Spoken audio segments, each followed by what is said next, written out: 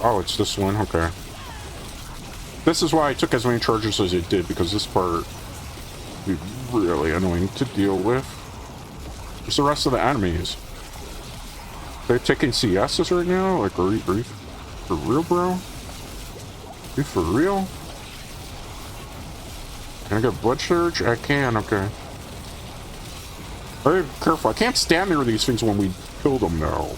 Why? Because they are the type of enemies that will spawn like fire. And then, like, or a poison thing to kind of kill you. See? He did. He exploded with some poison, that one. There's another one here. Buy it and trust them. For the build, in case you want to follow it exactly the way I'm doing it, we have a ancestral unique deathless visage. We have the Coldbringer's Boneweave armor, which has the aspect where my skeletal mages cast Blizzard every 8 seconds, and the roll on the attack stat there is always going to be different depending on what you extract in the weapon. We have the Howl from Below gloves. We have the Adventurer Pants of Hardening Bones, where basically the aspect that says you and your minions gain 20% increased damage reduction. I'm a little iffy if we really need this for endgame. I'm thinking we need more armor, so I might change this out. For my boots, we have the Pentient Greaves, just because we do use this aspect here. So in conjunction with that, it helps tremendously. Here we have the Black River weapon, because corpse explosions consume up to 4 additional corpses. When you use that in conjunction with the effect of Howl from Below, which says instead of detonating immediately corpse explosions, summon a volatile skeleton that charges randomly, then explodes, and explosion damage increase. These two together are a very powerful combo. Then from there, we have the Ring of Sacrilegious Soul. Make sure you get good rolls like you see here, because their corpse abilities are always going off. And then from here, I have the Ring of Menlin, because it gives us extra damage, which is very important for this build. Splintering Necklace here, I just basically have the Bone Spear aspect, because obviously I can't put it anywhere else because I need this weapon slot there, and you can't put it on the shield. Then the shield I have here, this one has with the Corpse Tendril basically ability, so gain 10% increased critical strike every 6 seconds when you cast Corpse Tendril. Remember, when you're using this in conjunction with the ring, this is stacking that power up, so you're getting a lot of power, a lot of bang for your buck. And then in terms of the skills, in case you want to see updated skills here, I'm not going to go over Paragon because that you got to figure out on your own. 1 point into Bone Splinters, 1 point into Enhance Bone Splinters, 1 point into Initiate Bone Splinters. Moving down from here in the core skills, 5 points into Bone Spear, 5 points into Enhanced Bone Spear, 5 points into Supernatural Bone Spear.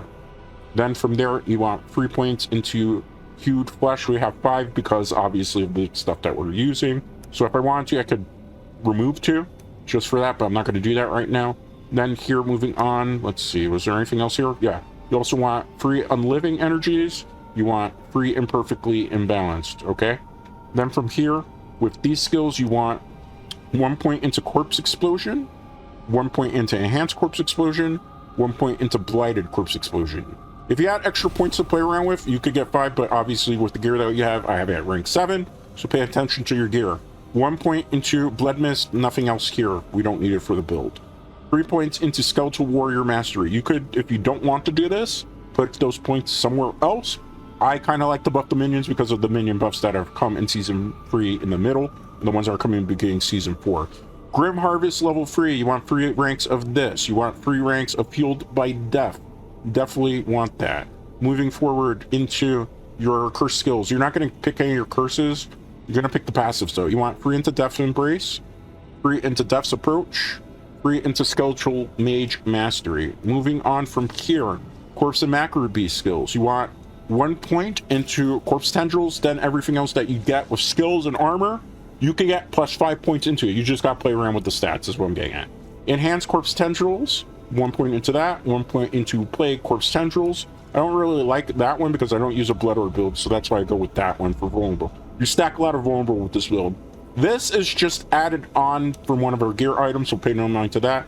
Then here, you want 3 points into Serration, 3 points into Rapid Ossification, 3 points into Evulsion, 1 point into Compound Fracture. I don't really like Compound Fracture because I don't really rely heavily on Bone Spear. I rely heavily on Corpse Explosion.